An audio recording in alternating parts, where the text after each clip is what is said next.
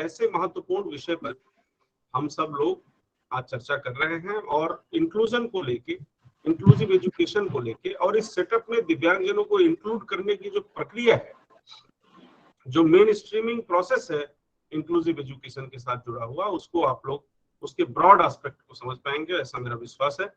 मैं बहुत ज्यादा समय नहीं लूंगा। मैं डॉक्टर प्रीति तिवारी जी का फिर से, जो कि assistant professor special education CRC Ranchi में, उनका फिर से स्वागत करता हूं और हमारे जो प्रोग्राम कोऑर्डिनेटर्स हैं उनके प्रति आभार व्यक्त करता हूं। जितने हमारे पार्टिसिपेंट जुड़े हैं उनका भी स्वागत करता हूं और आज के इस कार्यक्रम की बहुत ही अच्छी सफलता की शुभकामनाएं देता हूं। बहुत बहुत धन्यवाद। नमस्कार। बहुत बहुत धन्यवाद सर। निश्चित ही आपका आशीर्वचन हम सभी के लिए प्रेरणा का स्रोत है और आपके निर्देशन में ही हम लोग निरंतरता के साथ नवीन गतिविधियों को समाज के बीच में उपस्थित कर पा रहे हैं। अब समय हो चुका है आज के हमारे मुख्य वक्ता को सुनने का। आदरणीय doctor Preeti Tiwari, assistant professor in special education at CRC Ranchi, for the last 3 year awarded University Grant Commission Junior and Senior Research Fellowship, has been awarded PhD in Special Education from Patna University, has done MAd Special Education Intellectual Disability from Ramakrishna Mission, Vivekananda University, Coimbatore, Tamil Nadu, having 15 years of work experience in teaching special education, published many papers in national and international journal on the issues of the special children, presented many papers in the national and international seminar and conferences. साथ ही साथ मैं आप सभी को बताना चाहूंगा आदरणीय प्रीति Tiwari ma'am का अनुभव छात्रों के साथ बहुत ही आत्मीय रहा है और आप सभी के बीच में बताते हुए मुझे हर्ष हो रहा है कि आदरणीय प्रीति तिवारी जी के ही शिष्य और बहुत प्रिय शिष्य श्री भरत कुमार भूषण जी आज हमारे यहाँ स्पेशल टीचर के रूप में अपनी सेवाएं दे रहे हैं। तो अपने स्पेशल टीचर और हम सभी के गुरुजन को सुनने का एक सुअवसर परम आदरणीय डॉक्टर प्रीति तिवारी मैम आप आए और आज के इस बहुमहत्वपूर्ण कार्यक्रम में अपना आशीर्वचन हमारे बीच रखें। आदरणीय प्रीति तिवारी मैम।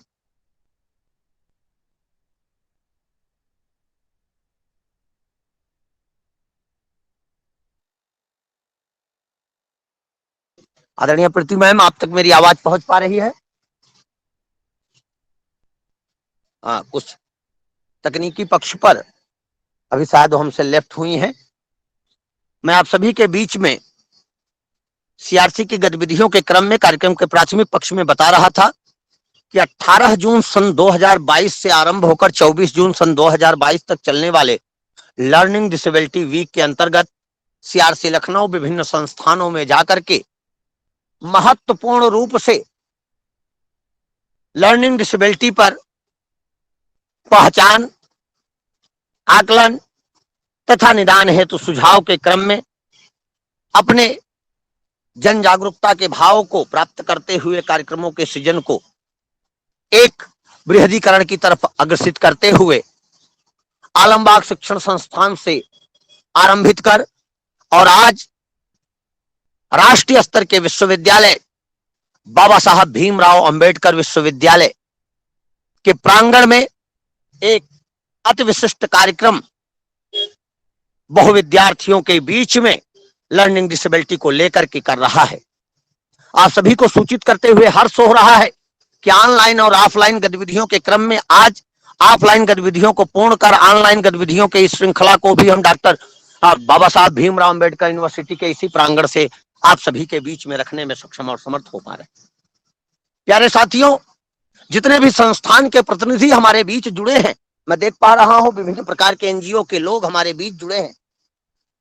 उन सभी के द्वारा सीआरसी लखनऊ की गतिविधियों को धारित करते हुए विभिन्न प्रकार के पक्षों पर जो अपने भाव दिए जा रहे हैं, उन भावों में, उन संकल्पनाओं में यह कर्तव्यता की दृष्टि सर प्रीति मैडम जुड़ चुकी है हमारे बीच। यह कर्तव्यता की दृष्टि दिखाई देती है कि दिव्यांगता के लिए हमें एक नए चिंतन और एक नए क्रियात्मक भावों की स्थापना को कैसे बृहदत करें। हमारे बीच आदरणीय डॉक्टर प्रीति तिवारी मैम जुड़ चुकी हैं। मैं आज के कार्यक्रम में आपको सुनने के लिए आह्लादित हूं, अपेक्षित है हमारे कर्ण आपको सुनने के लिए। आपको मैं सादर आमंत्रित करता हूं मैम।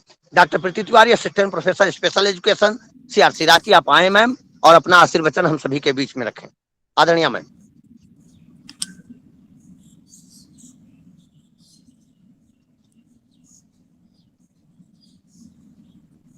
आदरणीय मैम, आप मुझे सुन पा रही हैं? यस, हम आपको सुन पा रहे हैं, लेकिन आपकी आवाज हमें बहुत स्लो आ रही है और हम लैपटॉप से अभी तक कनेक्ट नहीं हो पाए हैं। सो हमें गिव आपकी मी सम आवाज टाइम, स्पष्ट है मैम, आप चाहें तो कंटिन्यू me करें few मैम, आपकी minutes. आवाज स्पष्ट है। हेलो, जी मैम, आपकी आवाज स्पष्ट आ रही है, आप चाहें तो कंटिन्यू करें।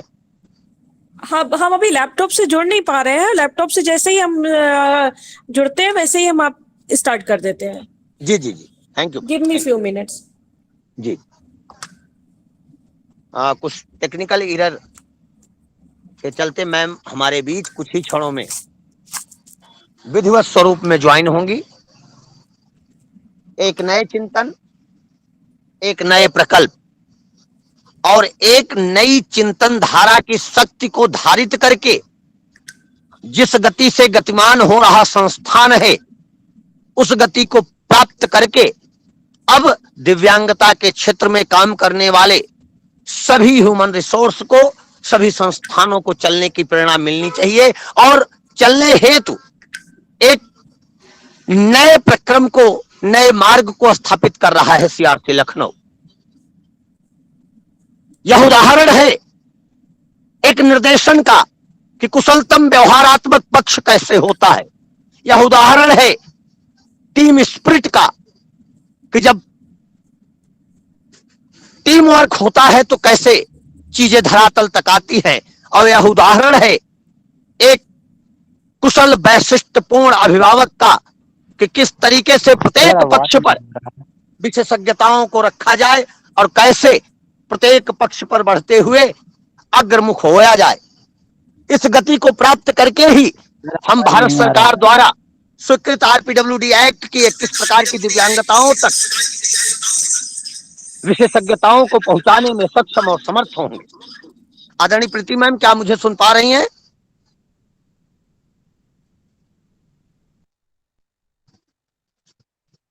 Doctor Preeti ma'am,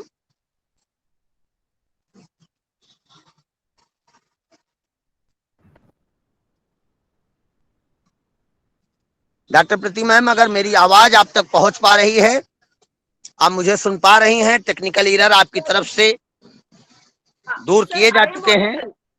yes yes yes ma'am, please please please please continue ma'am. आपका सीआरसी लखनऊ परिवार की तरफ से बहुत बहुत स्वागत है ma'am. Thank you sir. Actually इधर बारिश हो रही है काफी, इसीलिए इधर का नेटवर्क थोड़ा डिस्टर्ब है। लाइट, इलेक्ट्रिसिटी वाले भी प्रॉब्लम चल रहे हैं।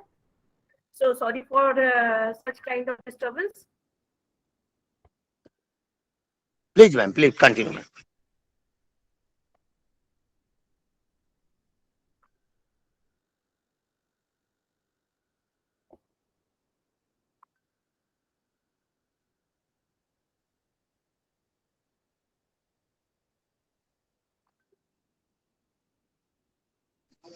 प्लीज मैम, आप तक आवाज पहुंच रही है तो कंटिन्यू मैम, आप सेशन आरंभ करें मैम। हाँ हाँ, just wait.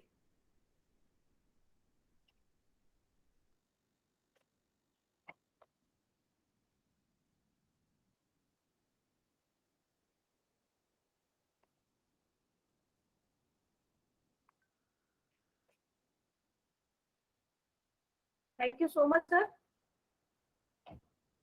I am Dr. Preeti Tiwari, Assistant Professor in CRC Ranchi. It's my great privilege to be here as a resource person on today's topic, that is children with special needs in inclusive education. हमारा PPT भी just start हो रहा है, तो हम start करते हैं तब तक के लिए।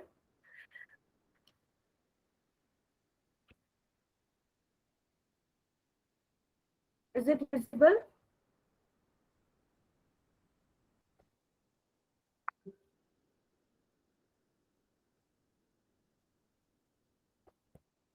नहीं मैडम, पावर पॉइंट आपकी नहीं आ रही है।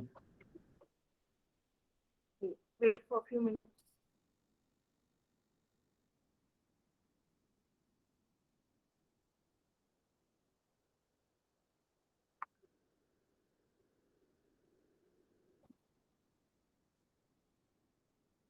अभी दिख रहा है? नहीं, अभी तक तो नहीं दिख रहा है। आई थिंक फिर से एक बार ये स्टार्ट करें।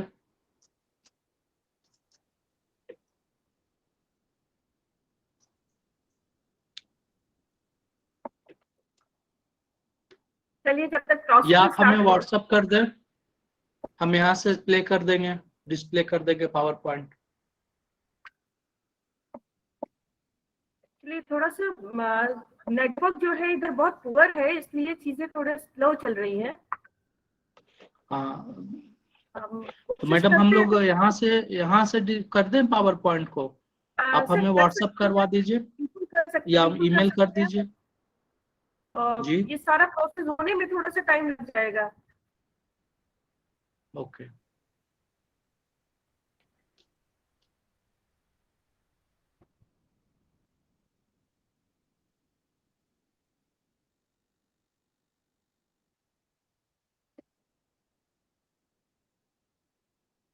आदरणीय डॉक्टर प्रीति मैम, आप चाहें तो आप कंटिन्यू करें मैम। हाँ, हम स्टार्ट पीपीटी करते हैं जब तक बाकी की चीजें हो रही होंगी बैकग्राउंड में चल। जी हाँ, आई थिंक अब जी। शायद शेयर हो जाए आपको। Now is it visible? नहीं मैम, अभी पीपीटी आ नहीं रही आपकी। अच्छा चलिए, तब तक हम स्टार्ट करते हैं जब तक में और प्रोसेस हो रहा है तो। हाँ, तो हमारा टॉपिक है children with special needs in inclusive education. जैसा कि हम सभी लोग जानते हैं कि चिल्ड्रन विद स्पेशल नीड्स अपने आप में एक बहुत बड़ा टर्म है, जिसको डिफाइन करना 1 घंटे में, हालांकि ये पॉसिबल नहीं है कि 1 घंटे में डिफाइन किया जा सके। स्टिल हम ट्राई कर रहे हैं कि हम लोग जितना हो सके उतना कवर कर सके, ज्यादा से ज्यादा, ताकि इस टाइम का, इस प्रोग्राम का प्रॉपर यूटिलाइजेशन किया जा सके। भारत हम आपके पास सेंड कर चुके हैं, तब तक इधर से स्टार्ट कर रहे हैं, आप देख लीजिएगा।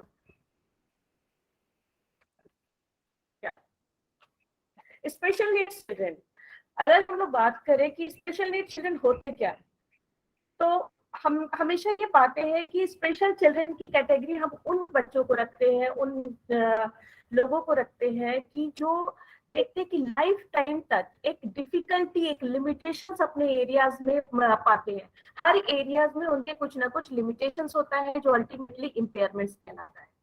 और ये जो इम्पेयरमेंट है ये लाइफ लिमिटिंग होती है, साथ ही साथ ये नेगेटिवली चैलेंज करती है पर्सन के, चाइल्ड के एबिलिटीज को, उसके परफॉर्मेंस को, उसकी जो भी रिक्वायरमेंट होती है उन सारी रिक्वायरमेंट्स को फुलफिल करने के लिए।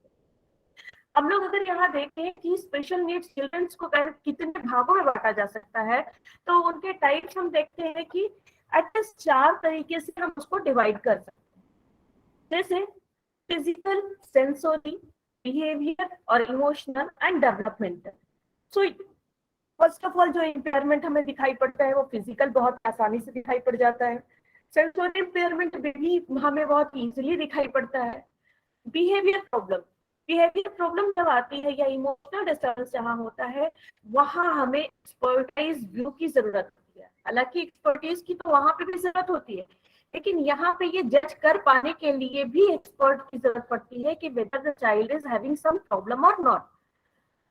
इसके अलावा हम आते हैं डेवलपमेंटल प्रॉब्लम। सो बहुत सारे ऐसे डिसेबिलिटीज हमारी होती है जो हमारे बचपन से स्टार्ट होती है, बाय बर्थ स्टार्ट होती है, कंसेप्शन पीरियड से स्टार्ट हो जाती है और वो डेवलपिंग एज तक दिखाई पड़ती है। सो हम लोग स्टार्ट करते हैं आगे कि हमारे बिहेवियर प्रॉब्लम में क्या होता है, बिहेवियर एंड डेवलपमेंटल डिसेबिलिटीज में। सो हमारा first of all mental retardation.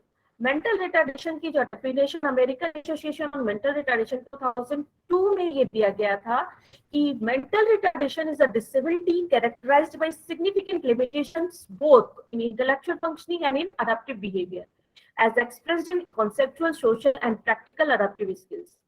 The disability originates before the age of 18. So यहाँ कहते हैं कि जो मेंटल रिटार्डेशन है वो डेवलपमेंटल डिसेबिलिटीज है और डेवलपमेंटल एज हमारा जो होता है वो 18 ईयर्स तक होता है। सो जब मेंटल रिटार्डेशन का केस है तो वहां पे वो देखते हैं कि वो डिसेबिलिटी पहले ही ओरिजिनेट हो जानी चाहिए 18 साल से पहले तक में। इसके साथ ही साथ सिर्फ एक क्राइटेरिया नहीं होता है, बल्कि हम देखते हैं कि 2 एस्पेक्ट ऐसे होते हैं जो मेजर एस्पेक्ट होते हैं। First of all intellectual limitations, क्या है, अडैप्टिव बिहेवियर, जैसा कि उसका डे टू डे लाइफ में क्या बिहेवियर है, लाइक ईटिंग, ड्रिंकिंग, ग्रूमिंग, ये सारी चीजें करना, सोशल बिहेवियर, ये सारे बिहेवियर। थोड़ा साउंड कोई आ रहा है अजीब, शायद आप है।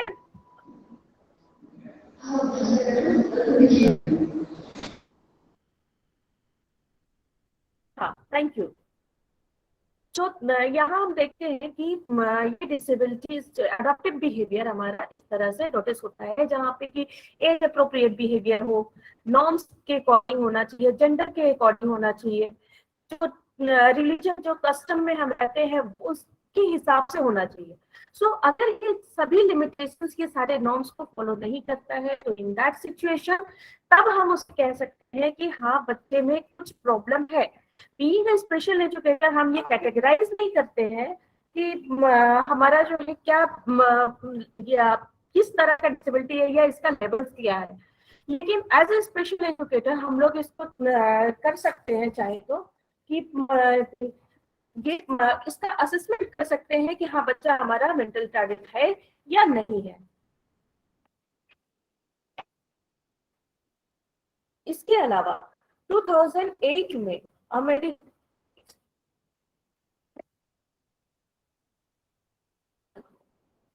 इसके अलावा 2008 में American Association on intellectual and developmental disabilities ने ये डेफिनेशन वापस से दिया, लेकिन यहाँ पे टर्मिनोलॉजी की चेंजेस हुए।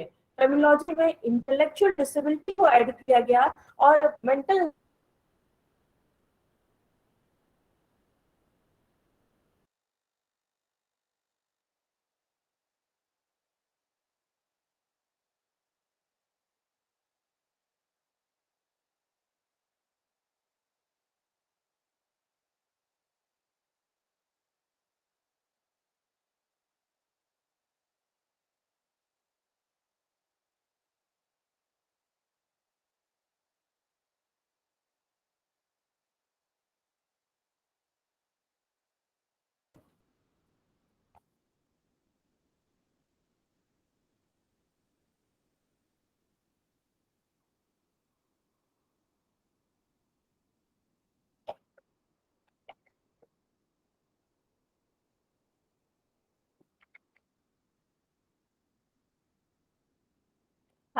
So first of all characteristics हम देखते हैं तो फिजिकल डिफॉर्मिटीज, हम लोग इंटेलेक्चुअल डिसेबिलिटी बच्चे की बात करें तो वहां पे हमें ये देखने में मिलता है कि बच्चा कहीं ना कहीं कुछ ना कुछ उसमें फिजिकल डिफॉर्मिटीज दिखाई पड़ती है। उसका विजन में प्रॉब्लम हो सकता है, फिजिकली कोई चीज हो सकती है, उसके चलने फिरने का तरीका अच्छा नहीं हो सकता है, कुछ भी इस तरह की डिफिकल्टी हो सकती है।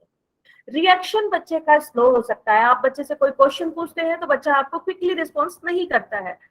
अब्सेंस ऑफ क्लैरिटी, बच्चा अपने कॉन्सेप्ट में या अपनी किसी भी चीज के लिए लेके वो क्लियर नहीं हो पाता है, उसको क्लैरिटी नहीं रहती है। आप उसे चॉकलेट दे रहे हो तो उसे चॉकलेट खाना है या बिस्किट खाना है, 2 ऑप्शन आपने दे दिया, बच्चा क्लियर नहीं है। आप बच्चे से पूछ भी रहे हैं कि खाना है, सोना है, क्या करना है, वो भी क्लियर नहीं आपको कई बार बता सकता है। Concentration, lack of concentration, in general जो पब्लिक होते हैं पीपल, उनकी जो अटेंशन स्पैन होती है वो टोटल 22 मिनट्स की होती है मैक्सिमम, लेकिन इन बच्चों के साथ हम देखते हैं कि इनका अटेंशन स्पैन बहुत ही कम होता है, लो लेवल पे होता है। तो ऐसी सिचुएशन में हम देखते हैं कि इनका कंसंट्रेशन दो तो वो जरूरी नहीं है कि वो पूरा टाइम तक आपने जो करवाया है, करवा रहे हैं, वो वही उसी एक्टिविटीज को करते रहेंगे, वो उसमें डिले भी हो सकता है। साथ ही साथ लैक ऑफ कोऑर्डिनेशन, इनका जो कोऑर्डिनेशन होता है, आई हैंड कोऑर्डिनेशन प्रॉपर नहीं हो सकता है, इनकी वॉकिंग जो है वो प्रॉपर नहीं हो सकती है। जबकि फिजिकल अगर कोई प्रॉब्लम नहीं है तो फिर तो स्मूथली चलना चाहिए, लेकिन इनका कोऑर्डिनेशन हो सकता है चलने में प्रॉपर नहीं हो, जो कि इसका एक कारण ये है कि इनका इंटेलेक्चुअल फंक्शनिंग या अडैप्टिव बिहेवियर या कॉन्सेप्चुअल बिहेवियर में कहीं ना कहीं लैकिंग है, जिसकी वजह से ये इनके फिजिकल चीजों में दिखाई पड़ता है। Inability to understand quickly an abstract concept. Abstract concept को जहां तक बात करें कि इन बच्चों को जब भी हम लोग टीचिंग करते हैं तो वहां पे हमें ये जरूरत होता है कि हम देखें कि जो भी हमें टीचिंग करना है वो उसका ओरिजिन पहले हमें एब्स्ट्रैक्ट से नहीं बल्कि हमें कॉन्क्रीट चीजों से लेके चलना है, क्योंकि इनकी अंडरस्टैंडिंग बहुत ही स्लो होती है, ये बहुत ही क्विकली रिकॉल नहीं कर पाते, रिकॉग्नाइज नहीं कर पाते हैं और कॉन्सेप्ट क्लियर नहीं हो पाता है। ऐसी सिचुएशन में जब कॉन्क्रीट ऑब्जेक्ट से अगर हम इन्हें कोई भी चीज सिखाते हैं तो इनका जो है वो इंफॉर्मेशन बढ़ता है। सो हम लोग नोन टू अननोन एंड ये कॉन्क्रीट टू एब्स्ट्रैक्ट का अप्रोच लेके इन्हें हम करा सकते हैं।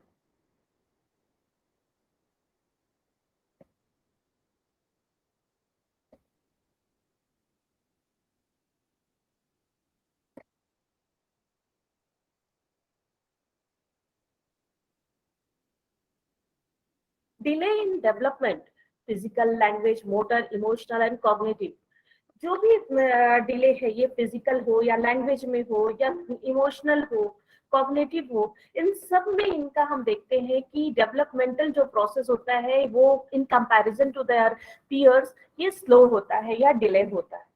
Inability in self care and एरियल स्किल्स, इनकी जो सेल्फ केयर में ये स्लो होते हैं, कई बार परफॉर्म नहीं कर पाते, सो इनके लिए एरियल ट्रेनिंग देने की जरूरत पड़ती है। इनेबिलिटी टू लर्न फास्ट, कोई भी चीज ये नहीं है कि आपने अगर पढ़ाया तो वो सिखा रहे हैं तो वो एक बार आपने सिखाया तो उन्होंने सीख लिया फिर आप नेक्स्ट टास्क लेके चल रहे हैं, ऐसा नहीं है। इन्हें एक छोटा सा टास्क के लिए एक छोटा सा गोल आप लेते हैं, गोल को आप छोटे छोटे टास्क में डिवाइड करते हैं, देन आप उनका जो है टीचिंग प्रोसेस या इनकी लर्निंग प्रोसेस को आप एस्टैब्लिश कर पाते हैं। वीक मेमोरी पावर, क्योंकि रिकॉल करने की, इनकी रिटेंशन करने की कैपेसिटी नहीं होती। जैसा कि हम सभी लोग जानते हैं मेमोरी के अपने डिफरेंट डिफरेंट एस्पेक्ट होते हैं, रिकॉग्निशन, रिकॉल, रिमेम्बरिंग, तो ये सारी चीजों में यहाँ पे लैकिंग होता है जो इनकी वीक मेमोरी पावर को इंडिकेट करता है।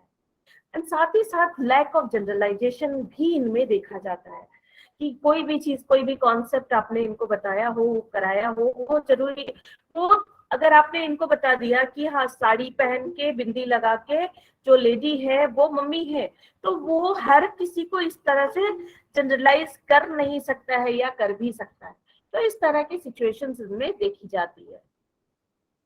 Inability to perform recreational activities, recreational activities भी इनको ट्रेनिंग देने की जरूरत पड़ती है, इनको करवाने की जरूरत पड़ती है। ये खुद से अपने लेजर टाइम को यूज नहीं कर पाते हैं और इन्हें अपने लेजर टाइम को यूज करने के लिए ये बैठे रहते हैं, कुछ कुछ ऐसी एक्टिविटीज करेंगे जो इनके एज अप्रोप्रिएट ना हो या डिजायरेबल बिहेवियर इनका ना हो। तो वैसे कंडीशन में इनको क्या रिक्रिएशनल एक्टिविटीज कराया जाए, किस टाइम को किस तरह से यूज कराया जाए, वो भी करवाने की जरूरत पड़ती है। इनेबिलिटी इन सोशल स्किल्स, सोशल स्किल्स में भी ये बच्चे कई बार पीछे होते हैं या फिर नहीं डेवलप कर पाते हैं। सो वहां पे आपको सोशल स्किल्स डेवलप करने की जरूरत पड़ती है कि किसको ग्रीटिंग करना है, कहाँ पे किस तरह से बिहेव करना है, मैरिज फंक्शन में जाते समय क्या करना है, किसी के फ्यूनरल में डेथ बॉडी अगर सामने पड़ी हुई है तो किस तरह से बिहेव करना है, इस सारी तरीके का इन्वायरमेंट इनको सोशल टीचिंग देने की जरूरत पड़ती है। डिसाइड करने की अगर कैपेसिटी देखें तो डिसीजन, जब इतनी सारी लिमिटेशंस है तो डिसीजन लेना तो अपने आप में बहुत ही डिफिकल्ट टास्क होता है और वो हर किसी के लिए डिफिकल्ट होता है। तो ऐसी कंडीशन में यहाँ देखते हैं कि डिसीजन कैपेसिटी भी इनकी बहुत ही पुअर या नहीं बराबर होती है। कई बार ये शॉर्ट टेम्पर्स भी होते हैं, बिल्कुल से जल्दी से नाराज हो जाएंगे, कोई भी चीज तोड़ फोड़ भी कर सकते हैं। कंसंट्रेशन इनका पुअर होता है। Inability to understand cause and effect relationship, cause and effect relationship यानी कि जब भी हम ये करेंगे तो इसका इफेक्ट ये होगा। अगर हमारे सामने माचिस और पेट्रोल रखा हुआ है और हम वहां पे बैठ के माचिस अगर जलाते हैं तो क्या होगा ये हमें पता है, लेकिन इन बच्चों को नहीं पता है। सांप अगर सामने से जा रहा है उसको पकड़ लेंगे तो क्या होगा ये इन्हें नहीं पता है। तो ऐसी कंडीशन में ये कई बार इस तरह के एक्ट करते हैं जो इनके लिए सेल्फ इंजूरियस हो सकते हैं या दूसरे के लिए भी इंजूरियस, हार्मफुल हो सकते हैं। इनका क्लासिफिकेशन हम देखें तो 4 तरीके से इनको हम क्लासिफाई कर सकते हैं। psychological classification, educational classification, support based classification, and medical classification. Psychological classification. Psychological classification as per the Wechsler's intelligence test के according एवरेज इंटेलिजेंस को कैटेगराइज किया गया है 90 to 110, बॉर्डरलाइन इंटेलिजेंस को 70 to 89, माइल्ड को 55 to 69, मॉडरेट को 40 to 54, severe को 25 to 39 and profound को बिलो 25। और ऐसी सिचुएशन में हम देखते हैं कि माइल्ड का जो बच्चा है वो 8 से 10 साल के बच्चे की जो मेंटल एज होती है उस तरह की एज रखता हुआ है, मेंटल कैपेसिटी रखता हुआ है, और उस लेवल का जो वर्क होगा, टास्क होगा, वो परफॉर्म कर सकता है। वही मॉडरेट लेवल के इंटेलेक्चुअल डिसेबिलिटी की बात करें तो वहाँ पे 5 to 10 ईयर्स का जो मेंटल एज होता है वो बच्चे का होता है। सीवियर लेवल में 3 से 5 साल तक का और बिलो 2 ईयर्स का जो एज होता है वो प्रोफाउंड लेवल के मेंटल रिटार्डेशन का होता है। इन्हीं से हम ये अंदाजा लगा सकते हैं कि माइल्ड लेवल का जो हमारे पास बच्चा है उसको हम किस लेवल तक ट्रेनिंग दे सकते हैं, उसको हम इजीली इंक्लूसिव एजुकेशन में अकोमोडेट कर पाते हैं, जबकि हमारा अगर प्रोफाउंड लेवल का बच्चा है तो उसका अकोमोडेशन इंक्लूसिव एजुकेशन में कर पाना संभव नहीं होता है। सो वहां पे हमें देखना होता है कि बच्चे की रिक्वायरमेंट क्या है और वो एक इंक्लूसिव सेटअप में किस तरह से फुलफिल हो सकता है। जब वो फुलफिल अगर उसके लिए स्पेशल फोकस देने की जरूरत होगी तो हमें उसको स्पेशल सेटअप में डालना होगा। नेक्स्ट है एजुकेशनल क्लासिफिकेशन। जो लेवल है, लेवल ऑफ फंक्शनिंग के अकॉर्डिंग क्लासिफिकेशन किया गया है। जो border line intelligence 80 to 90s के लिए कहा गया है कि capable of competing in school in most areas accept in strictly academic areas in which performance is below average. ये जो है स्कूल के बहुत सारे एक्टिविटीज में परफॉर्म कर सकते हैं, बिलो एवरेज रहते हैं, लेकिन ये फिर भी अपनी एक्टिविटीज को कर पाते हैं। सोशली एडजस्टेड होते हैं, इसीलिए इन जनरल जो है वो इनको नहीं कोई कह पाता है बच्चा थोड़ा स्लो है, ऐसा करके निकल जाते हैं लोग कि थोड़ा स्लो है, थोड़ा समझता नहीं है, थोड़ा स्लो समझता है। इस तरह के स्टेटमेंट्स पेरेंट्स के आते हैं या टीचर्स के आते हैं जो रेगुलर स्कूल टीचर्स होते हैं। Satisfactory occupational performance in non-technical areas probably without support. इनको बिना सपोर्ट के जो ऑक्यूपेशनल परफॉर्मेंस होता है वो इनका फिर भी सेटिस्फैक्टरी होता है। एजुकेबल group 2nd to 5th grade तक इनका अचीवमेंट हो सकता है, एकेडमिक अचीवमेंट हो सकता है। Degree of independence in social skills भी नोटिस किया जाता है कि इनको बहुत ज्यादा सोशल स्किल्स ट्रेनिंग देने की जरूरत नहीं पड़ती है, और वही ऑक्यूपेशनल परफॉर्मेंस इनका यानी कि फाइन मोटर स्किल्स जो है बहुत सारे एरिया में सेटिस्फैक्टरी होता है। आप जो भी ट्रेन करेंगे, सिखाते हैं, वो चीजें ये सीख जाते हैं। ट्रेनेबल के केस में हम लोग जब आते हैं तो यहाँ पे हम देखते हैं कि इनका एकेडमिक अचीवमेंट जो है वो लिमिटेड हो जाता है, ये बहुत ज्यादा इनका एकेडमिक फोकस नहीं होता।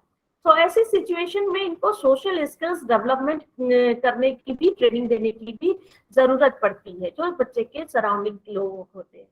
ऑक्यूपेशनल परफॉर्मेंस भी इनका देखा जाता है कि लिमिटेड होता है। सो ऐसी कंडीशन में इनको एक सर्टेन फिक्स तरीके का एनवायरनमेंट दिया जाता है जहाँ पे कि ये अपने रूटीन के जो टास्क है वो सारे टास्क अपना कर सके।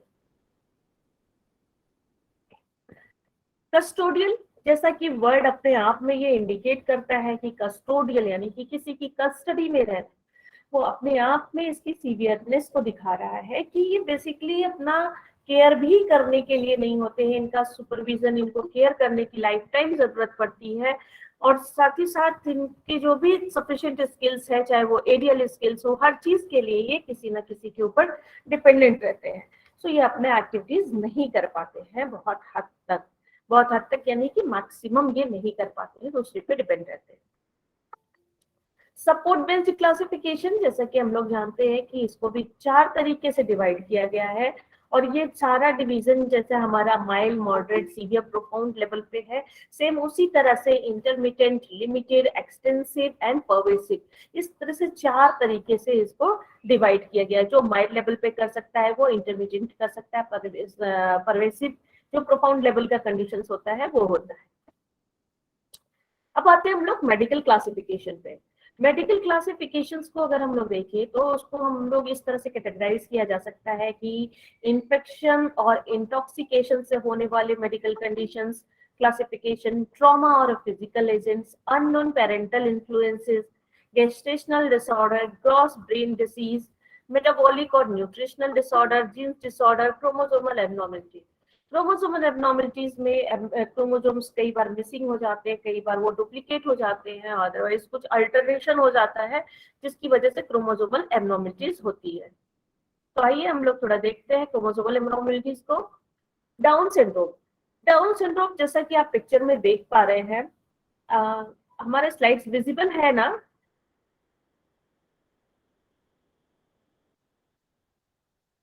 नागेश सर, आपका स्लाइड नहीं आ रही है मैडम। वो स्लाइड अभी भी नहीं शेयर हो रहा है? नहीं। ओके, एक बार फिर से ट्राई कर रहे हैं फिर।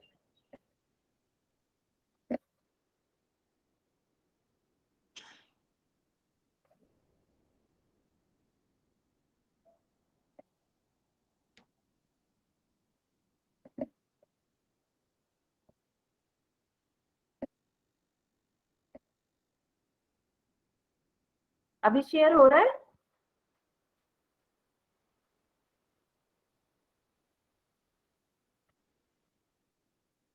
Sir, is it visible now? अभी आ रही है, yes it is visual. Okay okay, thank you.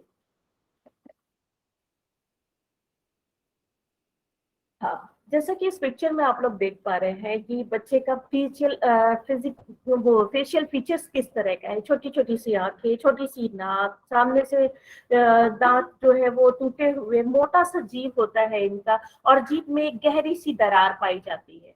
साथ ही साथ इन बच्चों का जो फेशियल फीचर्स होता है उसको देख के कहते हैं लोग कि ये इस ग्रह के नहीं है, ये मंगल ग्रह के हैं, ये हमारे प्लैनेट के लोग नहीं है। तो ऐसी सिचुएशन में इनको हिंदी में एक टर्म्स यूज किया जाता है, मंगोलिज्म, जो पहले बहुत ज्यादा ट्रेंड में इनको यूज किया जा रहा था। अलावा इसके ये जो है जॉन लैंगडन डाउन ने 1866 में इसको इस डाउन सिंड्रोम की कैटेगरीज को आइडेंटिफाई किया था।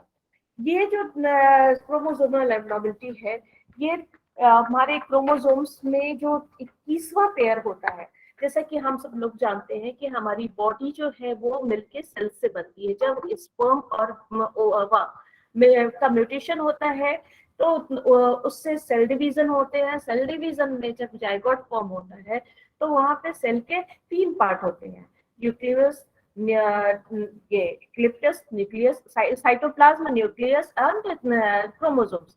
सो क्रोमोसोम्स जो होते हैं वो हमारे ह्यूमन बॉडी में 46 क्रोमोसोम्स होते हैं, और 46 क्रोमोसोम्स में जब ये 47 इसमें प्लस हो जाता है, यानी 21st पेयर में एक क्रोमोसोम ऐड हो जाता है म्यूटेशन के टाइम में, तो ट्राइसोमी होती है, और वो ट्राइसोमी डाउन सिंड्रोम की कैटेगरीज में आता है। ये बच्चे बहुत ही हंसमुख तरीके के होते हैं। 800,000 बच्चों में एक बच्चे इस तरह के पाए जाते हैं, तो लगभग 40 बच्चे जो है वो 19 लाख में इस तरह के बच्चे देखे जाते हैं। क्लाइनफिल्टर सिंड्रोम। क्लाइनफिल्टर सिंड्रोम में भी ये हमारा जो है ये मोनोसोमी सिंड्रोम है। मोनोसोमी यहाँ पे कहते हैं कि हमारा एक क्रोमोसोम्स जो होता है वो मिस हो जाता है। कौन सा क्रोमोसोम्स, जहाँ पे हम लोग बात करते हैं, और क्रोमोसोम्स को हम 2 तरीके से डिवाइड करते हैं। एक होता है हमारा ऑटोसोमल क्रोमोसोम और एक होता है सेक्सोसोम। जो हमारे ये आपके 23 पेयर होते हैं, 23 पेयर में से 22 पेयर हमारे जो होते हैं वो ऑटोसोम्स होते हैं, और 23वां पेयर हमारा वो हमारा जेंडर डिसाइड करता है। सो यहाँ पे जो हमारे मोनोसोमी होते हैं, टर्न क्लाइनफिल्टर सिंड्रोम, सॉरी यहाँ पे ये मोनोसोमी नहीं होते हैं, ये इनमें भी इंक्रीज होता है। सो यहाँ पे एक्स या एक्स क्रोमोसोम्स के इंक्रीज होने से क्लाइनफिल्टर सिंड्रोम होता है, जिनको कि हेनरी क्लाइनफिल्टर ने इसको फाइंड आउट किया था 1942 में। जैसा कि हम लोग ये देख रहे हैं, तो ये जो सिंड्रोम है ये मेल में कहीं ज्यादा दिखता है, और मेल का फीचर्स जो होता है, फिजिकल फीचर्स, वो फीमेल अकॉर्डिंग हो जाता है। इनके जो चेस्ट होते हैं इस तरह से करके बाहर की तरफ हो सकते हैं, और साथ ही साथ इनमें प्रोडक्टिविटी नहीं बराबर होती है। टर्नर सिंड्रोम, टर्नर सिंड्रोम मोनोजोमी होता है। हेनरी टर्नर ने 1938 में इसको जो है इसको आइडेंटिफाई किया है। यहाँ जो है ओवरीज में ब्रॉन्डल टिश्यूज डेवलप हो जाते हैं। साथ में साथ इंटेलेक्चुअल डिसेबिलिटी हर किसी में रहता है, इसको हम रिपीट नहीं कर रहे हैं। बाकी फिजिकल फीचर्स जो है वो टर्नर सिंड्रोम के केसेस में ये होता है। साथ ही साथ यहाँ पे ये हम देखते हैं कि ये स्पेशली फीमेल चाइल्ड में देखने में मिलता है, क्योंकि यहाँ पे जो सेकंड पेयर होता है एक्स के साथ में नेक्स्ट एक्स, वो मिसिंग होता है। तो ऐसी सिचुएशन में जो फीमेल की कैरेक्टरिस्टिक्स होते हैं, रिप्रोडक्टिव कैरेक्टरिस्टिक्स होते हैं या फिजिकल कैरेक्टरिस्टिक्स होते हैं, वो मिसिंग हो जाते हैं। क्री-डू-चैट सिंड्रोम, क्री-डू-चैट सिंड्रोम जो है ये क्रोमोसोम्स में 5th क्रोमोसोम्स जो है उसमें डिलीट होने की वजह से या थोड़ा सा एरर होने की वजह से ये जो है सिंड्रोम जनरेट हो जाता है। और इस तरह के बच्चों के आवाज जो होती है वो रोते हैं तो जैसे लगता है कि कोई बिल्ली वगैरह रो रही है, इस तरह से आवाज आती है। फ्रेजाइल एक्स सिंड्रोम, जैसा कि फ्रेजाइल एक्स सिंड्रोम यानी कि एक्स सिंड्रोम हमारा जो हमारे सेक्सोजोम का एक्स सिंड्रोम है वो वीक होने से इस तरह की कैरेक्टरिस्टिक्स होती है। बड़े बड़े कान होते हैं, सर बड़ा सा, दांत टूटे हुए से, मुंह चौड़ा सा, और और ये बच्चे जो है वो काफी हद तक डिसॉल्विंग होते हैं, लेकिन vowel control and bladder control भी इनका पुअर होता है, साथ ही साथ इनके इंटेलेक्चुअल डिसेबिलिटी के। मेटाबॉलिक डिसऑर्डर में हम लोग आ जाते हैं तो पीक्यू, फेनाइल क्यूटिनोरिया, जैसा कि हम सभी लोग जानते हैं, यहाँ पे फेनाइलिन जो है हाइड्रोक्साइड, ये जनरेट नहीं हो पाता है हमारे, क्योंकि यहाँ पे एक्सेस और ये जो है एक्यूमुलेशन होता है फेनाइलिन का, जो कहीं ना कहीं मेंटल रिटार्डेशन को जनरेट करता है। तो ऐसे केसेस में देखा जाता है कि प्रोटीन वाले जो फूड होते हैं, जो मसल्स डेवलपमेंट के लिए यूजफुल होते हैं, वो इन बच्चों को नहीं दिया जाता है अगर पीक्यू केसेस डायग्नोस हुआ है। ग्लैक्टोसीमिया, ग्लैक्टोसीमिया जैसा कि देखते हैं कि ग्लूकोज जो होता है, एक्सेस ग्लैक्टोज जो है वो शुगर में अगर बॉडी में हो जाता है, एक्यूमुलेट होता है, तो उससे ब्रेन में different kind of problems generate होती है। ब्रेन डैमेज हो सकता है, कैटरेक्ट प्रॉब्लम हो सकती है, जॉन्डिस हो सकता है बच्चे में, लिवर इंडार्ज हो सकता है, किडनी डैमेज हो सकता है, क्योंकि ये जो है बच्चे को डेवलपमेंट भी होने नहीं दे पाता है प्रॉपर तरीके से, जबकि एक बच्चे के लिए शुगर जो है वो उसकी प्राइम रिक्वायरमेंट होती है। सो ऐसी सिचुएशन में बच्चे का बहुत सारा डेवलपमेंट भी स्टंट हो जाता है, और ऐसे बच्चों को अगर दिया जाता है तो लैक्टोज जो है वो उसका मेटाबोलाइज करके तब उसे दिया जाता है, ताकि इस तरह की प्रॉब्लम्स बच्चे को बहुत ज्यादा ना फेस करनी पड़े। क्रिटिसिज्म में हम देखते हैं कि ग्रोथ जो है वो बच्चे का स्टंटेड हो जाता है, एबनॉर्मल बोन फॉर्मेशन होती है, मेंटल रिटार्डेशन के साथ साथ बॉडी टेम्परेचर भी इनका लो होता है, और जो ओवरऑल होती है ये स्लगिश बिहेवियर इनका होता है। इनके ट्रीटमेंट को अगर हम देखें तो इनका हार्मोनल रिप्लेसमेंट एक थेरेपी है जो थायराइड हार्मोन को रिप्लेस करते हैं। अर्ली इंटरवेंशन जो है वो इंटेलेक्चुअल डिसेबिलिटी को रिड्यूस क्या करेगा, लेकिन ये है कि मैनेजमेंट किया जा सकता है अर्ली इंटरवेंशन से, ताकि ये काफी हद तक चीजों को परफॉर्म कर सके। लेवोथायरॉक्सिन एक सेफ एंड इफेक्टिव पिल्स है जो इनको दिया जाता है, लेकिन विदाउट द डॉक्टर प्रिस्क्रिप्शन कुछ भी मेडिसिन प्रिस्क्राइब करना ठीक नहीं होता है। आयोडीन रिच डाइट इनके लिए बहुत यूजफुल होता है, और blood test, thyroid scan and ultrasonography वगैरह इनके लिए काफी हद तक जरूरी होता है। आपके साथ शायद स्लाइड्स रन नहीं हो रहा है ना?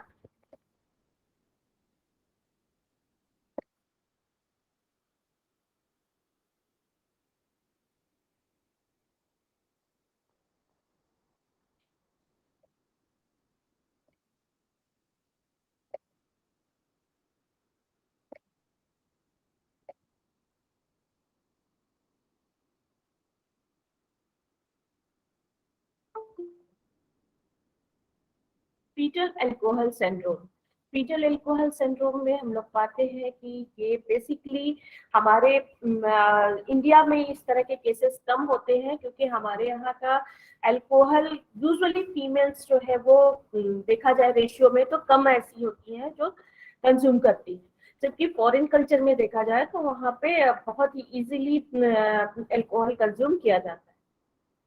इसीलिए बार बार मना किया जाता है कि ऐसे वैसे कोई भी ड्रिंक न ले जो प्रेग्नेंट लेडी हो, क्योंकि फीटल अल्कोहल सिंड्रोम उसी से जनरेट होता है। यहाँ पे सर छोटा होता है, इपिकेंथल फ्लोट्स जो होती है यहाँ आई के पास में वो जो है वो बहुत ही कम होती है। नेजल जो है ब्रिज होती है ये भी बहुत ही कम होती है। आई ओपनिंग का जो पोर्शन होता है वो छोटा होता है और नोज बहुत ही शॉर्ट होती है। ये पोर्शन जो आप देखते हैं कि आपका यहाँ पे बहुत ही बिल्कुल कर्वेचर टाइप का होता है, एक प्रॉपर तरीके से कर्विंग होता है लिप के ऊपर, यहाँ पे आप देखेंगे ये बहुत ही गायब सा होता है, बिल्कुल फ्लैट होगा।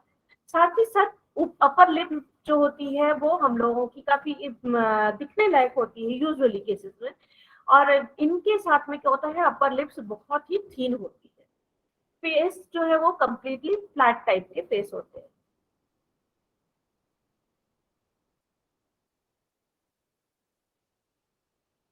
जींस डिसऑर्डर में आइए तो माइक्रोसिफेली, सबसे पहले माइक्रोसिफेली में हमारा देखते हैं कि सर जो है बच्चे का वो जनरली जो होता है उसका सर्कमफेरेंस वो 31.5 से 32 सेंटीमीटर का होता है बर्थ के टाइम में। अगर इंचेस में हम देखें तो 17 इंच का सर जो होता है वो छोटा सर कहलाता है। तो इस बच्चों का सर जो है वो कोनिकल शेप में होता है और इनका वो ये ऑटो रिसेसिव डिसऑर्डर में आता है। बिलो एवरेज हेड साइज होता है इनका और caused failure of brain to growth at normal rate. So अगर इनका सर कोनिकल शेप में है, इतना ग्रोथ नहीं हो पा रहा है, तो इन दैट सिचुएशन इनका ब्रेन का डेवलपमेंट भी स्लो होता है और नहीं हो प्रॉपर तरीके से नहीं ग्रोथ हो पाता है।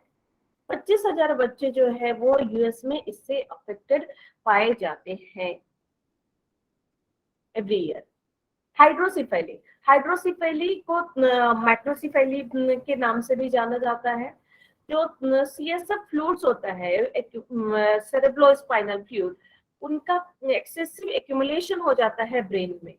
ये दो तरीके का होता है, एक तो जो है वो इंक्रीजिंग होता है और एक ऑलरेडी इंक्रीज्ड होता है, यानी जो एक बार बन गया फ्लूइड वो बन गया, और एक होता है जो डे बाय डे वो इंक्रीज फ्लोट करता रहता है। इसी से सीरियसनेस हम समझ सकते हैं कि कितना सीरियसनेस है, जो जिसका फ्लोट इंक्रीज करते रह रहा है उसमें ज्यादा सीरियसनेस होती है। इनका एक होता है कि वो ऑपरेशन करके स्टंट डाला जाता है ब्रेन से लेके जो यूरिन के रास्ते से निकाला जाता है, ताकि वो जो फ्लूइड्स बन रहे हैं वो अल्टीमेटली डिस्चार्ज होता रहे।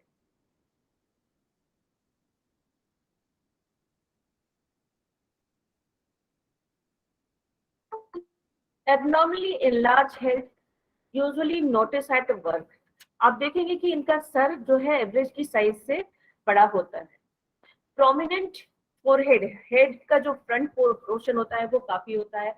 उस चूंकि सर पे इतना ज्यादा हैवी प्रेशर फ्लूइड का होता है, जिसकी वजह से आई बच्चे का जो है वो एकदम ऐसे बल्जी टाइप का बाहर को ऐसे दबा हुआ सा दिखाई पड़ता है। इरिटेटिंग बिहेवियर होता है और डिस्टेंटेड स्कल बेंस होते हैं। बेंस जो होते हैं वो सारा कुछ ऐसे विजिबल सा होता है। साथ ही साथ ब्रेन की प्रॉब्लम है, सो इंटेलेक्चुअल फंक्शनिंग भी यहाँ पे हैम्पर करती है। विलियम सिंड्रोम ऑटोसोमल डिसऑर्डर है। 7th क्रोमोसोम्स जो होते हैं 7th क्रोमोसोम्स के जीन्स में इफेक्ट होने से, डिलीट होने से ये प्रॉब्लम्स दिखाई पड़ती है। ये प्रॉब्लम हालांकि इनहेरेंट नहीं है, क्योंकि ये म्यूटेशन में प्रॉब्लम हो सकती है। इसका जो है जो गेमेट्स होते हैं उनका फॉर्मेशन होने में किसी भी तरह का मिस्टेक होने से इस तरह का अकरेंस हो सकता है। 10,000 में लगभग एक बच्चा इस तरह का बर्थ होता है। सो इस तरह के केसेस बहुत ही कम देखने में मिलते हैं। इनको देखिए कि लो बर्थ वेट होता है और बर्थ वेट गेन करने की कैपेसिटी भी इनकी कम होती है। Dental problem, kidney problem, sensitive hearing, और हार्निया प्रॉब्लम होती है, डिस्टॉर्टेड फेशियल फीचर्स होते हैं, ट्रबल्स इन ईटिंग, माइल्ड एनवायरमेंटल ट्रेडिशन होता है, रेस्पिरेटरी एंड एक्सेसिव फ्रेंडली होते हैं। रेस्पिरेटरी प्रॉब्लम भी इनमें देखने में मिलता है। ट्रीटमेंट की अगर हम बात करें इनके लिए, तो इनका कोई खास क्योर अभी तक डेवलप नहीं हुआ है, अभी तक ट्रीटमेंट नहीं हुआ है खास। लेकिन ब्लड वेसल्स जो है और नैरो ना हो जाए, इसके लिए विटामिन डी एंड कैल्शियम को नहीं दिया जाता है, अवॉइड किया जाता है। पैडर-विली सिंड्रोम, जो कि डायग्नोस हुआ था 1956 में। इसके सिम्टम्स दो कैटेगरीज में डिवाइड किए गए हैं, infant and early childhood. First of all poor muscle stone, जैसा कि आप यहाँ पिक्चर्स में देख पा रहे हैं कि किस तरह से बच्चे को अगर नीचे लटका दिया गया है तो वो उसका पूरा बॉडी ऐसे झूल रहा है। सो मसल स्टोन में प्रॉपर नहीं है, हाइपोटोनिक है। डिस्टिंक्टिव फेशियल फीचर्स होता है, फेशियल फीचर्स भी बहुत ही डिफरेंट तरीके का, आप देख के लगेगा कि बच्चे में कुछ तो है, कुछ डिफरेंट है, इस तरीके का इन जनरल आदमी उसको कह सकता है कि इसका रेगुलर तरीके से बच्चे का फीचर्स नहीं है। इनमें जो है पुअर फीडिंग कैपेसिटी होती है, जिसकी वजह से इनको थ्राइव करना भी डिफिकल्ट हो जाता है। कोऑर्डिनेशन में जैसा हम लोग देख रहे हैं कि हाइपोटोनिक है, तो ऑब्वियसली कि इसके हर एक्टिविटीज में कोऑर्डिनेशन की जरूरत पड़ती है। सो वहाँ उनके कोऑर्डिनेशन में इनको प्रॉब्लम है। जनरली पुअर रिस्पॉन्सिवनेस, तो इस तरह के पुअर रिस्पॉन्सिव जो है ये दिखाई पड़ते हैं। साइन एंड सिम्टम्स के देखें तो इनके फूड कार्विंग होते हैं अर्ली चाइल्डहुड में, वेट गेन होता है उसी हिसाब से, क्योंकि ये हंग्री टाइप का इनका नेचर होता है। Under developed sex organs under developed होते हैं, poor growth and physical development, muscles mass जो है वो लो होता है, लर्निंग डिसेबिलिटी या मेंटल रिटार्डेशन भी देखा जाता है, मोटर डेवलपमेंट डिले देखा जाता है, स्पीच प्रॉब्लम देखा जाता है, बिहेवियर साथ में साथ देखा जाता है। लर्निंग डिसेबिलिटी की बात हम लोग करें तो हमारा लर्निंग डिसेबिलिटी हमारे स्कूल में हमेशा दिखाई पड़ता है। तो यूएस ने जो ये डेफिनेशन दिया है, वो इंडिया ने भी उस डेफिनेशन को अडॉप्ट किया है। ये आइडिया के तहत ये डेफिनेशन दिया गया था। तो बोला जाता है कि specific learning disability means a disorder in one or more of the basic psychological process involved in understanding or in using language spoken written with which may manifest itself in an imperfect ability to listen, speak, read, spell, to do mathematical calculation. Learning disability अपने आप में एक umbrella term है, जो कि हम लोग देखते हैं एक्विजिशन, ऑर्गेनाइजेशन, रिटेंशन में, अंडरस्टैंडिंग में और वर्बल और नॉन वर्बल इंफॉर्मेशन को प्रॉपर तरीके से ऑर्गेनाइज करने में बच्चे को प्रॉब्लम आती है और सारी एक्टिविटीज को ये हिंडर करता है। इसको बेसिकली चार तरीके के हम लोग जानते हैं लर्निंग डिसेबिलिटी को, जैसे dyslexia, dyscalculia, dysgraphia, dyspraxia. Dyslexia जैसा कि रिटन में है, डिस्कैल्कुलिया यानी कि नंबर प्रॉब्लम है, डिस्ग्राफिया बच्चे को लिखने में प्रॉब्लम है, डिस्प्रेक्सिया यानी कि बच्चे के फाइन मोटर स्किल्स के कोऑर्डिनेशन में प्रॉब्लम हो रही है। ऐसी सिचुएशन में बच्चे को इंक्लूसिव एजुकेशन सेटअप में रखने में टीचर्स को बहुत ही फोकस करना पड़ता है कि बच्चे की एग्जैक्टली प्रॉब्लम कहाँ पे हो रही है। तो टीचर्स जो है बच्चे का पूरा रिकॉर्ड असेस करे, पूरा रिकॉर्ड असेस करने के बाद उसको तब वो देखे और उसके जहाँ पे प्रॉब्लम हो रही है उस प्रॉब्लम में स्पेशली फोकस करे कि वेदर बच्चे को डिस्कैल्कुलिया की प्रॉब्लम है या डिस्लेक्सिया की प्रॉब्लम है या डिस्ग्राफिया की प्रॉब्लम है, कहाँ एग्जैक्ट बच्चे को प्रॉब्लम हो रही है। यहाँ एक स्टोरी दिया है हमने। Tanya is a 10 years old girl who is full of energy. Her teacher often compares that Tanya does not sit in one place without disturbing the other children, and that she does not pay attention in a class. She is extremely active in games and outdoor activities, but does not know when to stop. Although Tanya's friends like to play with her, they get upset when she dominates over them and makes her own rules. At home, Tanya gets into trouble because of her uncontrolled behavior that irritates her siblings. She is not aware of the consequences of such an unruly behavior, but does her own things. क्या आप बताएंगे कि ये क्या disability को show कर रहा है? कोई रिप्लाई करेगा? किस कंडीशन को ये रिप्रेजेंट कर रहा है ये स्टोरी? एनीबॉडी? भारत,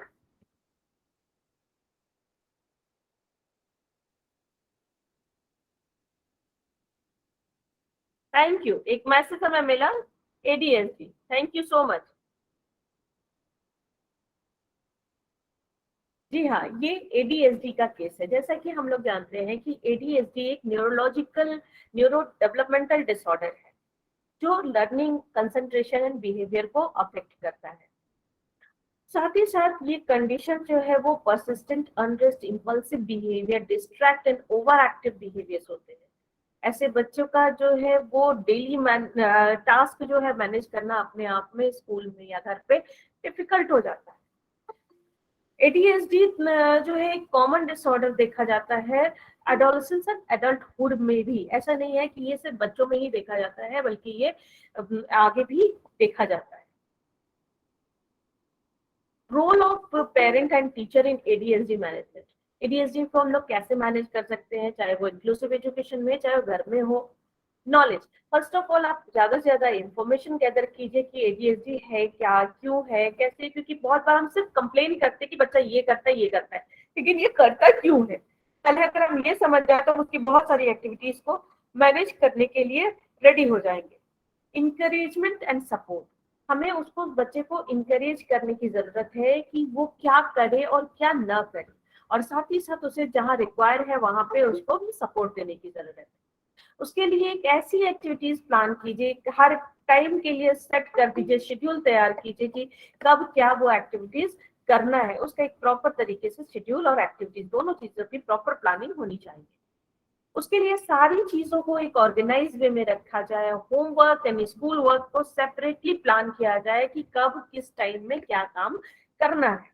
और साथ ही साथ सेल्फ हेल्प बहुत जरूरत होती है, टीचर्स को, पेरेंट्स को, दोनों को। सो अगर हमारे पास अगर बच्चा है, चाहे वो हमारी क्लास में हो, चाहे हमारे अपने घर में हो, तो in that situation parents association बनाइए, एक पेरेंट्स से दूसरे पेरेंट्स का डिस्कशन कीजिए, वो आप एक दूसरे के इंफॉर्मेशन को शेयर कीजिए। वो एक दूसरे को सपोर्ट का काम करता है और कहीं ना कहीं आपको रिलैक्सेशन देता है और अल्टीमेटली एक होप क्रिएट करता है कि आप फ्यूचर में क्या कर सकते हैं अपने बच्चे। Autism spectrum disorder is mainly characterized by impaired social interaction and communication and the presence of the repetitive behavior and restrictive interest। जैसा कि हम सभी लोग जानते हैं कि ऑटिज्म यानी कि अपने आप में ये एक तरीके से इन्वॉल्व होने का रहता है। ऐसे बच्चों की कैरेक्टरिस्टिक्स ये होती है कि ये दूसरे के साथ डिसॉल्व नहीं हो पाते हैं, कम्युनिकेशन उनका पुअर होता है, अपनी चीजों को कम्युनिकेट नहीं कर पाते हैं, और एक ही बात को ये मल्टीपल टाइम तक रिपीट करते रहते हैं। ये सारे जो अभी हम लोगों ने देखा, ये इसके सिम्टम्स है। इनका मैनेजमेंट हम किस तरह से कर सकते हैं इन इंक्लूसिव एजुकेशन और इन होम। डिस्क्रीट ट्रायल ट्रेनिंग, इनके लिए जो है जो भी सिखाना हो उसको हमें छोटे छोटे पार्ट्स में डिस्क्रीट कर देना चाहिए, सेव कर देना चाहिए, ताकि उनको वो एक्टिविटीज हम सिखा सके। अर्ली इंटेंसिव बिहेवियर इंटरवेंशन, उनको हमें अर्ली जैसे ही उनका बिहेवियर डायग्नोस हो जाए उसके साथ ही हमें उनके जो पर्टिकुलर एक एक बिहेवियर को चूज कर ले कि कहाँ पे प्रॉब्लम हो रही है और उस पर इंटेंसिव फोकस किया जाए उसके बिहेवियर को मॉडिफाई करने के लिए। रिस्पॉन्स ट्रेनिंग, बच्चा जिस चीज को रिस्पॉन्स कर रहा है हमें उसको और प्रमोट करने की जरूरत है कि हम उसे और वहां पे प्रमोट करें ताकि उसकी ट्रेनिंग हो सके। जैसे सपोज बच्चे ने अगर बहुत ज्यादा नहीं बोलता है लेकिन माँ शब्द बोलना शुरू किया या पापा शब्द बोलना शुरू किया, पानी मांगना शुरू किया, तो हमें उसको इंकरेज करने की जरूरत है। वर्बल बिहेवियर इंटरवेंशन करने की जरूरत है, यानी कि उसको जितना हो सके उतना वर्बल इंप्रूवमेंट करने की जरूरत है। साथ ही साथ टीच जो है जिस treatment and education of autistic and related communication handicap children method, ये टीच एक बहुत बड़ा मेथड है जिसको कि इतने छोटे शॉर्ट टाइम में एक्सप्लेन कर पाना बहुत ही डिफिकल्ट होगा। सो इस टीच मेथड को यूज किया जा सकता है जो इनके मैनेजमेंट के लिए बहुत ही यूजफुल है। साथ ही साथ इनके लिए जो है DIR जो कि फ्लोर टाइम एक्टिविटीज कहलाता है, वो इनके सारे एसोसिएशन कंडीशन को देखते हुए एट द सेम टाइम उसको इम्प्रूव करने के लिए, occupational therapy, sensory integration therapy, speech therapy, music therapy. Music therapy बहुत ही इफेक्टिव वे होता है इनको कोई भी चीज सिखाने के लिए या इन्हें अपना मैनेज करने के लिए। फेक कम्युनिकेशन को स्टैब्लिश करने के लिए, इंप्रूव करने के लिए पिक्चर्स एक्सचेंज कम्युनिकेशन सिस्टम को यूज किया जाता है। अर्ली इंटरवेंशन, जैसे कि हम लोग भी जानते हैं कि हर एक डिसेबिलिटी में अर्ली इंटरवेंशन की बहुत ही अपनी इंपॉर्टेंट रोल होती है। इंक्लूसिव एजुकेशन, हम बच्चे को अगर ऐसे में बिल्कुल से साइडलाइन कर देते हैं, उसको सेपरेट कर दिया जाए कि सिर्फ ऐसे ही बच्चों के साथ रहे, तो बच्चे का ग्रोथ और भी ज्यादा हैम्पर करेगा। सो ऐसी कंडीशन में उसको इन्वॉल्व करने की जरूरत है दूसरे इनके पीयर एज ग्रुप के साथ, और parental training time to time बहुत जरूरी है। सेरेब्रल पॉल्जी, सेरेब्रल पॉल्जी जैसा कि हम लोग जानते हैं कि ब्रेन के सेरेब्रम पार्ट में पॉल्जी होने की वजह से इस तरह की डिसेबिलिटीज होती है। ये अपने आप में एक अम्ब्रेला टर्म है जो मूवमेंट एंड कोऑर्डिनेशन को रिफ्लेक्ट करता है। इनके फीचर्स हम लोग देखते हैं तो परमानेंट फीचर्स ये इनका जो है नॉन प्रोग्रेसिव होता है, यानी एक बार जिस कंडीशन में देखते हैं आप उसी कंडीशन में ये इनको हमेशा रहते हैं। ऐसा नहीं है कि आज आपने जिस कंडीशन में देखा ये उससे ज्यादा डिटोरिएट करेंगे, ऐसा नहीं होता है यूजुअली। क्रॉनिक कंडीशन होता है, मोटर डिसऑर्डर होता है, इनक्यूरेबल होते हैं ये। फिजियोथेरेपी इनके लिए मैनेजमेंट में बहुत ही अच्छा रहता है। साथ ही साथ एसोसिएटेड कंडीशंस होती है, स्लीप डिसऑर्डर हो सकता है, विजुअल प्रॉब्लम हो सकती है, हियरिंग प्रॉब्लम हो सकती है, सलाइवा ड्रॉलिंग हो सकता है, इंटेलेक्चुअल कैपेसिटी डिस्टर्ब हो सकती है, वॉक प्रॉब्लम तो रहेगी ही रहेगी क्योंकि हमारा सेरेब्रल जो है वो मूवमेंट को कंट्रोल करता है। सीपी के टाइप्स होते हैं स्पास्टिक, डिस्काइनेटिक, अटैक्सिक टाइप। और इसके अलावा जो है ये फिजिकल इन्वॉल्वमेंट के ऊपर है कि मोनोप्लेजिया है, हेमीप्लेजिया है, पैराप्लेजिया है, डायाप्लेजिया है, क्वाड्रप्लेजिया है, ट्राइप्लेजिया है। मैनेजमेंट में physiotherapy, speech therapy, occupational therapy, play therapy, counselling, special designed educational programme maximise the potential of those suffering from the cerebral पॉल्जी।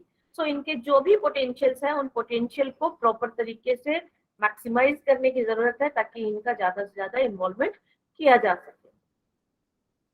Visual impairment as per the RPWD act 2016, visual impairment को दो तरीके से divide किया गया है, blindness and low vision. So blind है तो उसको कुछ सपोर्टिव असिस्टेंस के साथ में और साथ ही साथ दूसरे सारे टेक्निक्स यूज करके हम उन्हें एकोमोडेट कर सकते हैं। जैसे कि रेगुलर क्लास में इनका प्लेसमेंट कर सकते हैं, एक टीचर के साथ इसके लिए स्पेशल टीचर्स लगा के, रिसोर्स रूम को डेवलप करके, फुल टाइम स्पेशल क्लासेस चला के, सो जहाँ पे जैसी रिक्वायरमेंट होती है उसके हिसाब से इन बच्चे को एकोमोडेट किया जा सकता है। इनका एजुकेशनल मैनेजमेंट इंक्लूसिव एजुकेशन में किया जा सकता है। साथ ही साथ इनके लिए इनरिच करिकुलम डेवलप करने की जरूरत होती है, पर्सनल कॉम्पिटेंस के हिसाब से सेल्फ एडजस्टमेंट एंड एडीएल की जरूरत होती है, training, mobility and orientation and mobility training की जरूरत होती है। कम्युनिकेशन में listening, speech, reading and writing, ये सारी कम्युनिकेशन स्किल्स की रिक्वायरमेंट होती है। सो इनको वो उसकी भी ट्रेनिंग देने की जरूरत होती है ताकि ये इंक्लूसिव एजुकेशन में इजीली एस्टेब्लिश कर सके। Vocational guidance and career development, use of special aids and equipments and visual stimulation. हमारे आज के टाइम में बहुत सारे विजुअल एड्स हैं, हमारा पीडीएफ है, पीडीएफ रीडर होता है, वो आप वॉइस रीडर होता है, गूगल में आप कोई भी चीज सर्च करना चाहें तो आप बोल के सर्च कर सकते हैं। सो इस तरह के बहुत सारे फीचर्स आते हैं जो इनके लिए बहुत ही यूजफुल होता है। हियरिंग इम्पेयरमेंट, डीफ मीन्स इसको भी दो तरीके से बताया गया है, एक डीफ है, एक हार्ड ऑफ हियरिंग है as per the RPWD act of 2016। तो यहाँ पे ये दो तरीके का है। इनमें मैनेजमेंट के लिए रेगुलर क्लास में प्लेस किया जा सकता है, रिसोर्स रूम प्रोग्राम चलाया जा सकता है, जरूरत है अगर ज्यादा तो उस सिचुएशन में फुल टाइम स्पेशल क्लासेस की जरूरत हो सकती है या स्पेशल स्कूल्स में डाला जा सकता है, रेजिडेंशियल स्कूल्स भी है इनके लिए। सो बच्चे की जो सीवियरिटी है उस सीवियरिटी उसकी रिक्वायरमेंट को देखते हुए उसका एजुकेशनल प्लेसमेंट किया जाता है। साथ ही साथ इसका कम्युनिकेशन डेवलप करने के लिए तीन तरीके के मेथड यूज किए, अप्रोचेस यूज किए जा सकते हैं। ओरल कम्युनिकेशन अप्रोच या मैनुअल कम्युनिकेशन अप्रोच। ओरल मतलब कि केवल स्पीच करा के, मैनुअल मतलब कि केवल साइन लैंग्वेज करा के। लेकिन बेस्ट इफेक्टिव जो अप्रोच होता है वो टोटल कम्युनिकेशन अप्रोच होता है, जिसमें कि हम स्पीच एंड साइन दोनों का यूज करते हैं और इसके साथ हम बच्चे में कम्युनिकेशन डेवलप कर पाते हैं। इसके साथ ही साथ हम सभी लोग चूंकि सीआरसी के फैमिली हैं, इसलिए ये हमारा एक पर्टिकुलर अपना रिचुअल्स होता है जो हम लोग कहीं कोई भी प्रोग्राम करते हैं तो वहाँ पे किरण को जरूर मेंशन करते हैं। किरण जैसा हम सभी लोग जानते हैं कि 24/7 वर्क करता है। एक टोल फ्री नंबर है जो 27 सेंटर्स में इंडिया में ऑल ओवर इंडिया रन किया जाता है। जहाँ पे भी मेंटल इश्यूज है, मेंटल हेल्थ की प्रॉब्लम है, वहाँ पे इस तरह की जो है किरण को नंबर कॉल करके इस पे संपर्क करके अपनी प्रॉब्लम्स को शेयर किया जा सकता है। इसमें इंफॉर्मेशन जो है वो सारे कॉन्फिडेंशियल होते हैं। सो आपका डेटा, आपकी इंफॉर्मेशन, आपकी कुछ भी जो है आइडेंटिफिकेशन कुछ भी रिवील नहीं होता है। तो अगर बहुत सारे लोग होंगे जो अपने आप में कॉन्फ्लिक्ट में जी रहे हो, किसी भी तरह के स्ट्रेस हो, तो आप किरण पे कॉल कीजिए और अपनी प्रॉब्लम्स को वहां शेयर कीजिए और रेक्टिफाई करने की पूरी कोशिश करेगा ये Kiran mental health line number. Thank you so much Nagesh sir, to you, and I am very much grateful to the CRC Lucknow and of course director of CRC Lucknow, Pandey sir. Thank you so much for giving me such opportunity, and my student also Bharat. Thank you ma'am. Thank you so much. अगर किन्हीं प्रतिभागियों का कोई question हो तो ma'am के सामने प्रस्तुत करें। नमस्ते मैडम। नमस्कार। वो मुझे थोड़ा स्नेलन जो निकालते हैं ना अपन विजुअल इम्पैक्ट का, तो वो थोड़ा सा डिफाइन करेंगे। यहाँ ठीक है, वो डिफाइन कीजिए मैडम, थोड़ा स्नेलन कैसे निकालना है। देखिए ये हमें नहीं निकालना होता है, ये देखने का काम ऑप्थेल्मोलॉजिस्ट करते हैं। वो विजुअल चेकअप करते हैं। विजुअल चेकअप करने में वो वहां पे देखते हैं कि बच्चे का विजन कैपेसिटी क्या है, चाहे वो लो विजन के लिए हो चाहे वो ब्लाइंडनेस के लिए हो। तो बीइंग ए स्पेशल एजुकेटर हमारा ये काम नहीं है, इसके लिए हम उनके ऊपर आई स्पेशलिस्ट के ऊपर डिपेंड होते हैं। वो टेस्ट करके हमें बताते हैं कि हाँ बच्चे की विजुअल कैपेसिटी कितनी है, क्या है। Okay madam, okay, thank you. और स्नेलन चार्ट जो होता है, जो आप लोगों ने देखा होगा मिरर में, इसका रिफ्लेक्ट देख के हम लोगों ने, हर कोई ने कभी ना कभी विजन टेस्ट कराया है। तो ये वही चार्ट होता है। कई बार जो है वो लेटर्स होते हैं, हिंदी में लेटर्स होते हैं, इंग्लिश में भी लेटर्स होते हैं। और जो लोग पढ़े लिखे नहीं होते हैं उनके लिए जो है वो सर्कल होता है। सर्कल का शेप देखते हैं कि किस तरफ वो सर्कल जा रहा है, ऊपर जा रहा है, नीचे जा रहा है, लेफ्ट है, राइट है। सो उसके अकॉर्डिंग वो चेक करते हैं। साथ ही साथ आजकल टेक्नोलॉजी बहुत ही डेवलप हो रखी है, तो वहां पे कंप्यूटर का यूज किया जाता है आई चेकअप करने के लिए। लेकिन ये स्नेलन चार्ट तो जरूर यूज करते हैं, भले वो कंप्यूटर से चेक कर रहे हैं विजन तो भी। Thank you so much madam. Okay, thank you.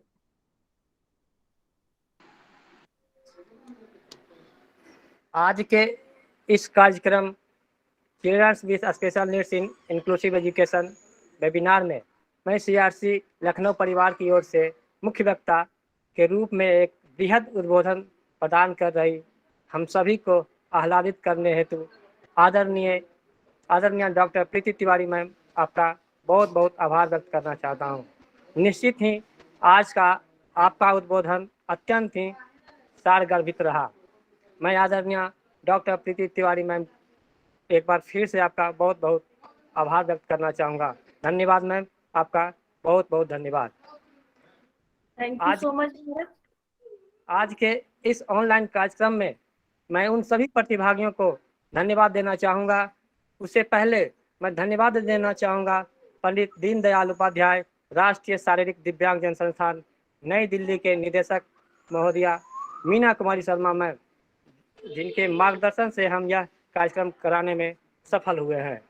साथ ही मैं धन्यवाद देता हूँ CRC लखनऊ के निदेशक आदरणीय श्री रमेश पांडे सर का, जो हमेशा कार्यक्रम कराने के लिए हम सभी को प्रोत्साहित करते रहते हैं, मार्गदर्शन देते रहते हैं, और इसी वजह से आज का यह कार्यक्रम सफल हुआ। मैं विशेष रूप से धन्यवाद देना चाहूँगा आज के प्रखर वक्ता आदरणीय doctor Preeti Tiwari ma'am CRC Ranchi, जिन्होंने अपना बहुमूल्य समय निकालकर मेरी निवेदन को स्वीकार कर इस कार्यक्रम को सफल बनाने में अहम भूमिका निभाई। मैं धन्यवाद देना चाहूँगा इस कार्यक्रम से जुड़े सभी सम्मानित सदस्यों को, जिनके बिना यह कार्यक्रम अधूरा रहता। मैं धन्यवाद ज्ञापित करना चाहूँगा आदरणीय Shri Rajiv Ranjan sir, assistant professor speech and hearing CRC Lucknow. मैं धन्यवाद देना चाहूँगा आदरणीय Uday Pratap sir, ECS teacher CRC Lucknow. मैं धन्यवाद देना चाहूँगा भाषा और शब्द के सरदार आदरणीय नागेश पांडे सर का, लेक्चरर BI CRC लखनऊ। साथ ही मैं धन्यवाद ज्ञापित करना चाहूँगा CRC के हमारे सभी ऑफिशियल सहकर्मी एवं विशेष रूप से IT कंसल्टेंट आदरणीय सुमित गिरी सर का, जिनके सहयोग से ये ऑनलाइन वेबिनार को कराने में हमें मदद कर कार्यक्रम को सफल कराने में सहयोग किया। मैं पुनः सभी विभागियों का धन्यवाद करते हुए इस कार्यक्रम को यहीं समाप्त करता हूं। पुनः आप सबका एक बार फिर से हेलो सर, एक PPT शेयर किया जाए तो बहुत अच्छा होगा सर। बहुत बहुत धन्यवाद।